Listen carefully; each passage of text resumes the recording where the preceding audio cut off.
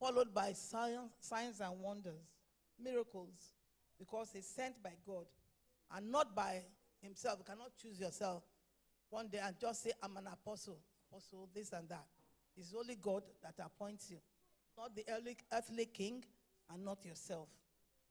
So outline, we have the early apostles, 1 and 2 anyway, early apostles, then the later apostles. The early apostles found in Luke 6, 12 to 16, Acts 8, 14 to 25, Ephesians, Hebrew, and etc. Let's talk about the early apostles, of course, are the ones that Jesus called unto himself. His 12, the inner caucus, and then he called them apostles. Jesus called his disciples to him when it was day.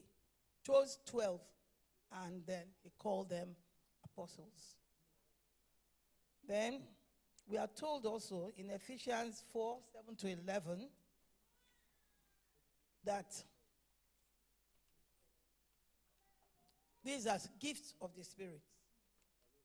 Gifts, they are spiritual gifts, and given to those ones who are chosen according to their spiritual ability.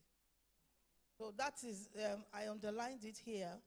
It's not okay for anyone to say that, oh, I've been in the church for 30 years, 20 years, 50 years, and I'm not an apostle. This one just came. It is a gift from the Spirit. When they are being chosen, they will be led by the Spirit. And a younger person can be an apostle, while an older one may not be. One body, different gifts, different branches. As I'm standing, you can see, just like you, my head, my hands, my legs, and they all have different functions. We've been told this before. So these are gifts from the Holy Spirit. We should focus on what God has called us for and not look at others and envy or talk or grumble. God does not like it. I have B here. I've done the A. Apostles. It is said that a living and balanced church must have this gift in operation. Our church is a living and a breathing and balanced one. So we have apostles. Every church should have it. That's what it's saying. A balanced church should have apostles. That's what the teaching is telling us. An apostle is an ambassador for Christ and a messenger too. They are to herald the gospel. In Matthew 28, 19 to 20, you know the Great Command.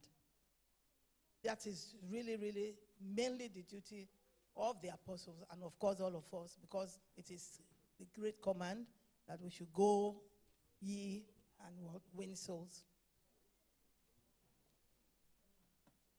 In Hebrew 3:1, Jesus is the apostle and the high priest of our confession. This is because of the role he played as God's messenger, and he was obedient even to the point of death. That is what we all are expected to do in any situation, in any of our calling, in any work or duty we decide or respond to when we are called. And Jesus here is called a trailblazer.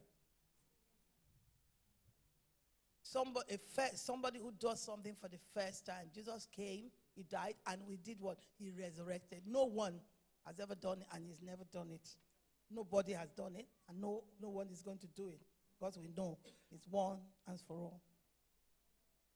And our apostles are supposed to be the same. They are supposed to be trailblazers.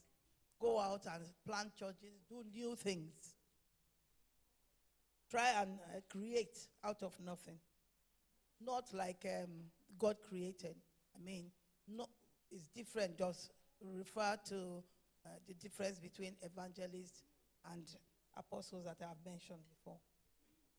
You say, all the apostles, except Judas, lived up to their spiritual callings, lived up to this, spreading the gospel. And they all died as martyrs. All of them, martyrs.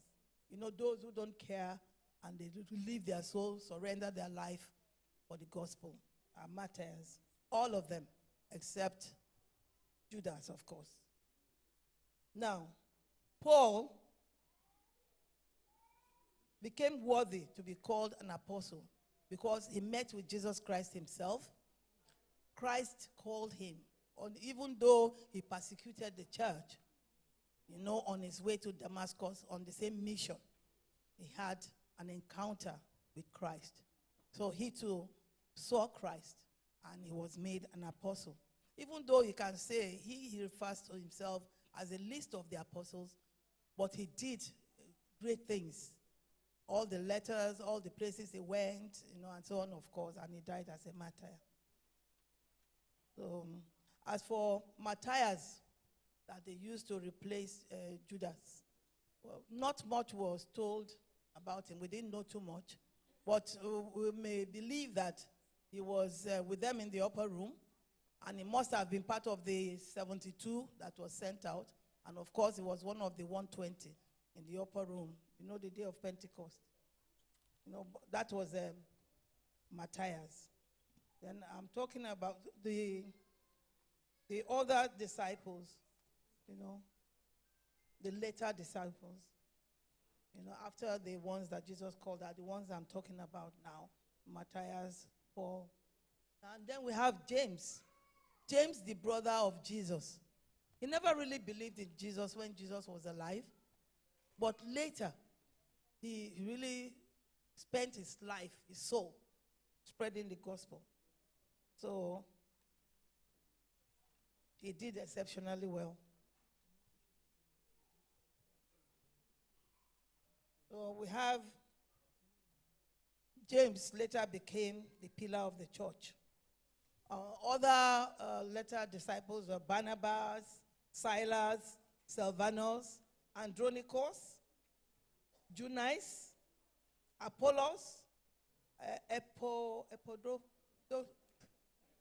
Can someone help me pronounce it? Epaphroditus. Was that from Epaphroditus? Pardon me, that was him. So of those were the later, then we too should endeavor. You know, we should be ready. Are we ready? Ready to be called apostles? Are we ready? If we are not, we should tune ourselves and be ready because we can get the calling anytime. CAC acknowledges Joseph Ayo Babalola as an apostle, the general evangelist, and you know, his time, he was called. We can refer to him as a trailblazer because signs and wonders really followed him. And we heard that even after he had passed on, people still who believe go to the graveside and with whatever, and they got miracles. And don't forget that miracles and signs and wonders always follow apostles, you know. And then